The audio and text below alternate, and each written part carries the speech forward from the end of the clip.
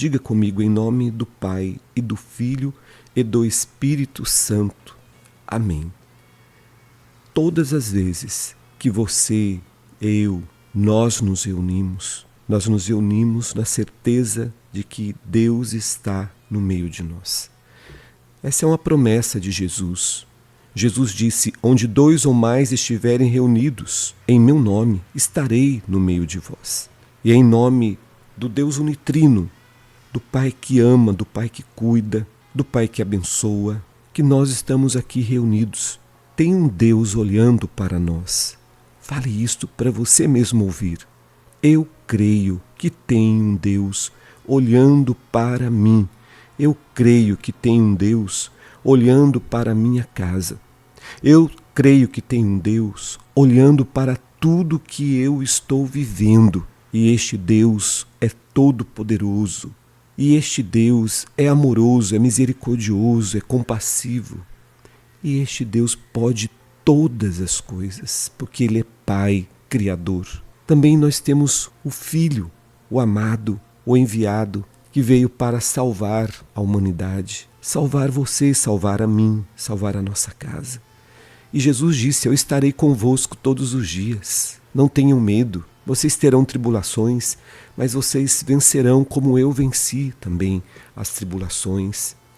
Jesus está conosco, Ele também nos conhece, Ele nos ama, Ele deu a vida por cada um de nós. E Ele disse: eu estarei convosco se vocês se reunirem em meu nome.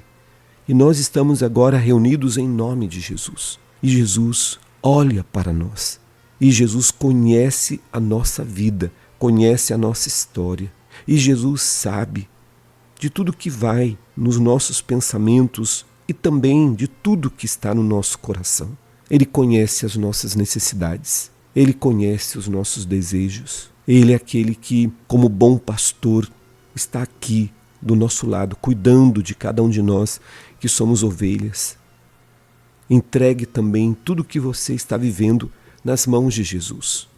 Me vem muito no coração, neste momento de oração, pessoas que não conseguiram realizar projetos, projetaram, sonharam e os projetos não avançaram.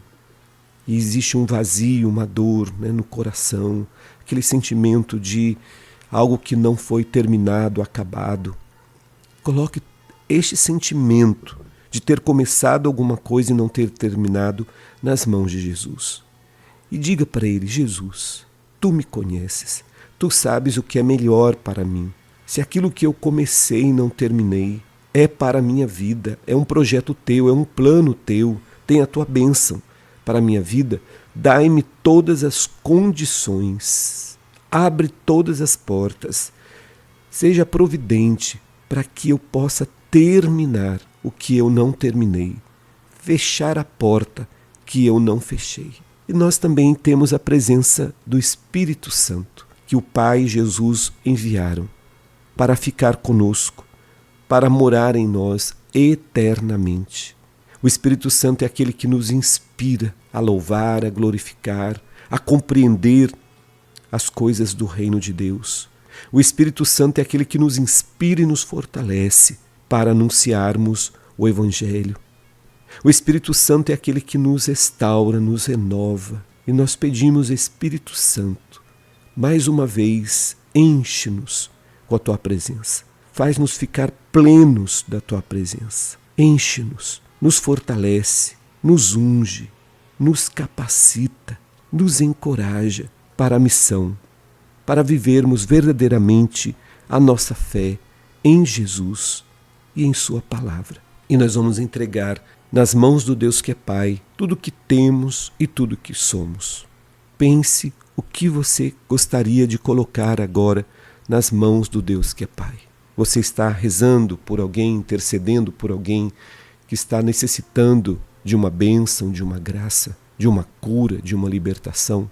Você conhece alguém ou alguém próximo de você passando por tribulações, dificuldades, sofrimentos, talvez dentro da sua própria casa essa situação esteja presente de tribulação, de sofrimento, doença, de desemprego, de desencontro.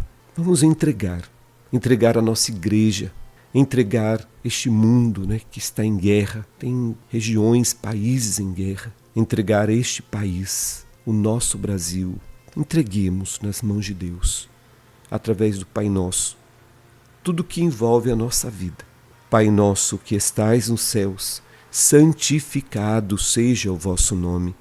Venha a nós o vosso reino, seja feita a vossa vontade, assim na terra como no céu. O pão nosso de cada dia nos dai hoje. Perdoai as nossas ofensas, assim como nós perdoamos a quem nos tem ofendido. E não nos deixeis cair em tentação, mas livrai-nos do mal. Amém. Nós vamos aclamar o Evangelho de Jesus, porque este momento de oração, ele está alicerçado nas palavras de Jesus Cristo. A palavra do Senhor Jesus tem sentido, e eu vou ouvir a palavra do Senhor. Hoje vamos meditar Mateus, capítulo 11, de 16 a 19. O Senhor esteja conosco, e Ele está no meio de nós. Proclamação do Evangelho de Jesus Cristo narrado segundo Mateus. Glória a vós, Senhor. Naquele tempo, disse Jesus às multidões: com quem vou comparar esta geração? São como crianças sentadas nas praças que gritam para os colegas dizendo: tocamos flauta e vós não dançastes. Entoamos lamentações e vós não batestes no peito. Veio João, que não come nem bebe, e dizem: ele está com um demônio. Veio o Filho do Homem, que come e bebe, e dizem: é um comilão e beberrão, amigo de cobradores de impostos e de pecadores. Mas a sabedoria foi reconhecida com base em suas obras. Esta é para nós palavra da salvação. Glória a vós, Senhor. Muito bem, lembrando que nós estamos vivendo o tempo de preparação para o Natal, que é o tempo do Advento. Então já tem muita gente fazendo novena de Natal nas famílias, nos condomínios, nas paróquias. Se você pode reunir a sua família para preparar o coração, né, da família para o Natal, reúna a família. Faça as novenas dentro de casa. Participe das novenas nas comunidades se você não puder viver esse momento em família. Mas faça tudo para preparar a família para viver o tempo de Natal. E esse tempo de Advento é um tempo de expectativa, é um tempo de vigilância, é um tempo de vigiarmos com fé, com oração, observando os sinais. É um tempo de permanecermos no caminho do Senhor, não nos desviarmos do caminho do Senhor, dos ensinamentos de Jesus, na expectativa de vivermos o Natal. É a vivência, é a celebração da primeira vinda de Jesus. Jesus que se encarnou no seio da Virgem Maria, nasceu em Belém. Jesus que ensinou, evangelizou, viveu no meio dos homens, da humanidade, foi traído, foi morto, ressuscitou no terceiro dia. A primeira vinda do Senhor termina com a sua ascensão, a sua volta ao Pai, depois de ter passado um tempo no meio de nós. O tempo do Advento também nos faz alertas a respeito da segunda e definitiva vinda de Jesus. Não sabemos quando, mas como cristãos nós esperamos, porque ele disse que um dia ele voltaria. Então nós aguardamos esta volta do Senhor. Hoje, aqui no Evangelho de Mateus, capítulo 11, de 16 a 19, inclusive um evangelho que já rezamos com ele aqui, com esse programa de espiritualidade. Jesus está diante de um povo difícil. Esta é a verdade. É isso que o evangelho está aqui revelando. Ou seja, Jesus está diante de uma gente difícil. Jesus foi enviado para um povo difícil, um povo que já tinha recusado a sabedoria de Deus. Veja que quantos profetas foram enviados. Deus, querendo reconciliar-se com o povo, enviava mensageiros, profetas. Vimos Moisés, vimos Abraão, vimos Davi, vimos Salomão, Jeremias, Isaías, quantos reis, profetas, homens e mulheres de fé foram enviados, trazendo mensagens de Deus, porque Deus queria reconciliar-se com o seu povo. Então o povo já havia recusado a sabedoria de Deus. Depois Deus envia um dos últimos profetas, que é o profeta João, filho de Isabel e Zacarias, João Batista. E o povo também rejeita a sabedoria de Deus através de João. João, como diz aqui o Evangelho, João é aquele profeta austero. João é aquele profeta que vive um asceticismo muito forte, ou seja, a ascese dele, vivendo no deserto, se vestindo com couro de animais, comendo gafanhotos, comendo mel. A disciplina espiritual dele é rígida. Por detrás está a ideia do autocontrole do corpo, do espírito. O que ele vivia era muito duro e pregava o perdão dos pecados, chamava o povo à conversão, era duro nas palavras e o povo não aceitou, o povo rejeitou. Tanto é que ele morre, a morte dele foi uma morte horrível. Herodes manda decapitá-lo, porque ele denunciava os pecados do povo e chamava o povo para a conversão, e fez isso com Herodes e com a sua amante Herodíades. E por conta da denúncia que ele fazia do erro do povo, do pecado do povo, das injustiças do povo, e em particular das autoridades daquele tempo, ele acabou morrendo decapitado. A sabedoria que ele traz de Deus não é aceita. E aí vem Jesus, amoroso, bondoso, e também não é aceito. João eles achavam austero demais, duro demais, rígido demais. Jesus, eles já acham que Jesus, porque está no meio de todos, veio realmente para viver no meio de todos, para salvar a todos. Jesus come com todo mundo, Jesus bebe, né, com todos. E aí vão dizer, João era aquele que passava até fome, comia gafanhoto e mel. Agora vem este comilão, dizendo que é filho de Deus, dizendo que é o Messias, dizendo que é o prometido. É um comilão. Além disso, ele bebe também com todos, é um beberrão. Depois ele é amigo de todo mundo. Como é que pode dizer que é o Filho de Deus, que é o Messias, que é o enviado? Amigo, inclusive, dos cobradores de impostos, dos ladrões, amigo de pecadores, que nós sabemos que são pessoas pecadoras, amigo dos aleijados, dos coxos, das prostitutas. Senta-se para conversar com esse povo.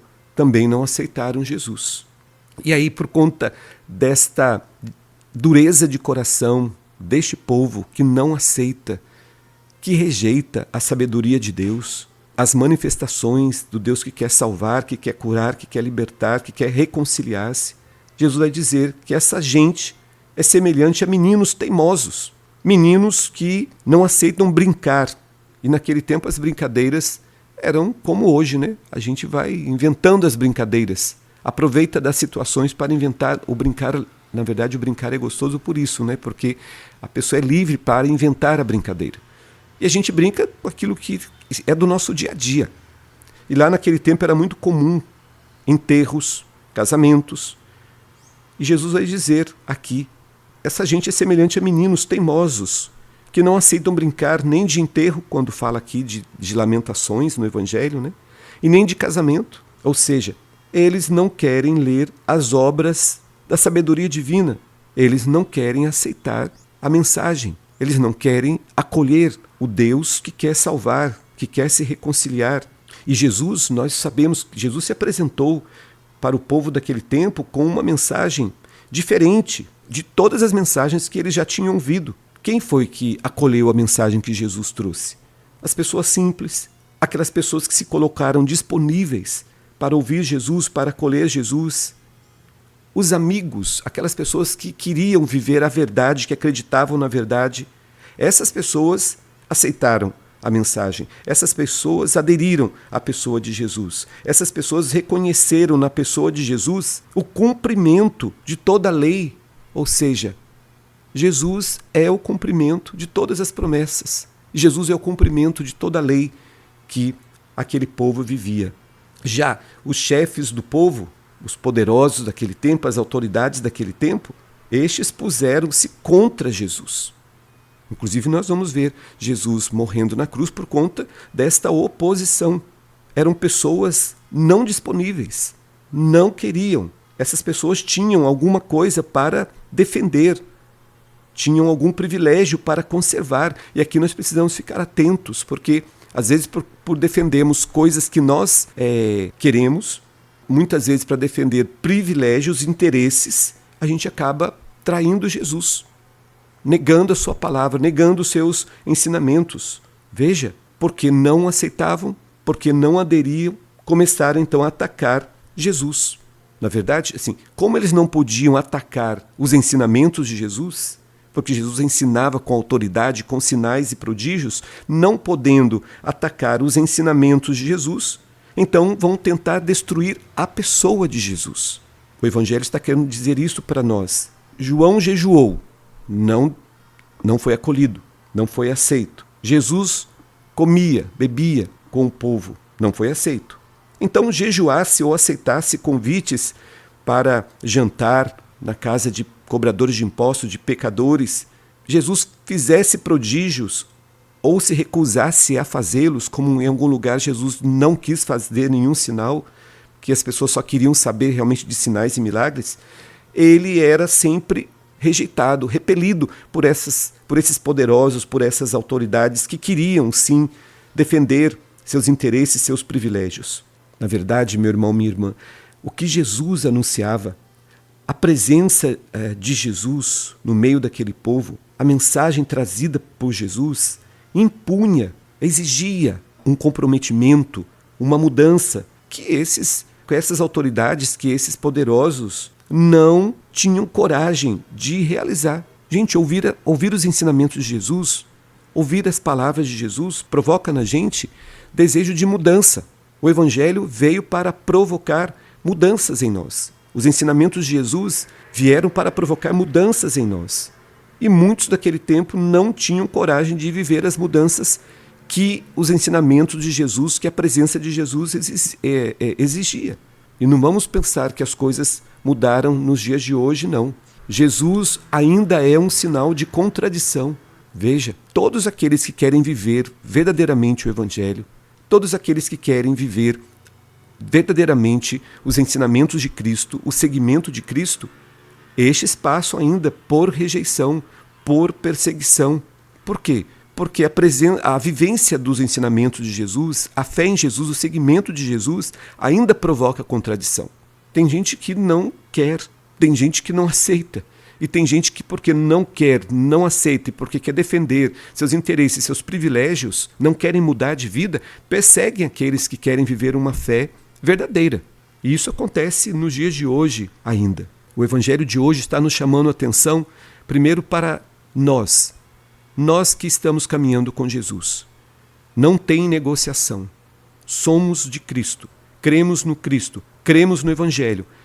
E precisamos todos os dias permitir e querer que este Evangelho vá nos levando a uma conversão cada vez mais verdadeira. E se isto necessita que nós vivamos cada vez mais a radicalidade por crermos no Cristo, se isso nos leva a viver uma radicalidade nas nossas escolhas, é isso que nós somos chamados a viver. É assim que nós devemos viver. E isso vai com certeza incomodar muita gente. Quem é de Jesus, quem crê no Cristo, quem segue seus ensinamentos, não adultera, não cultiva inimizade, ódio, rancor, não persegue, não comete injustiça, não rouba, não levanta falso testemunho, não calunia, vive como Jesus o ensinou, o que não é fácil, mas é o Espírito Santo que está em nós que nos fortalece para esta vivência e para que possamos dar verdadeiramente testemunhos de Jesus. Então, seguir Jesus implica em mudança diária. Para a gente fechar este momento nosso de reflexão, vamos lembrar que o povo daquele tempo não aceitou João Batista por sua radicalidade, por sua ascese, pelos seus exercícios espirituais que eram muito pesados, mas também não aceitou a bondade de Jesus. Não se dobraram ao compromisso com Jesus. É um alerta para nós também. Nós não queremos viver o nosso cristianismo no mais ou menos, fazendo só aquilo que é bom, que é gostoso. Não, não é isto. Seguir Jesus é viver como ele viveu e é colocar suas palavras em prática. E se isso implicar em sofrimento, em perseguição, é assim que nós devemos viver. Jesus disse: se perseguiram a mim, o que será dos meus discípulos? Mas tende coragem, eu venci o mundo. Nós nos colocamos na Tua presença agora, Jesus, neste momento de oração, para reafirmar a nossa fé em Ti, para reafirmar a nossa fé nos Teus ensinamentos.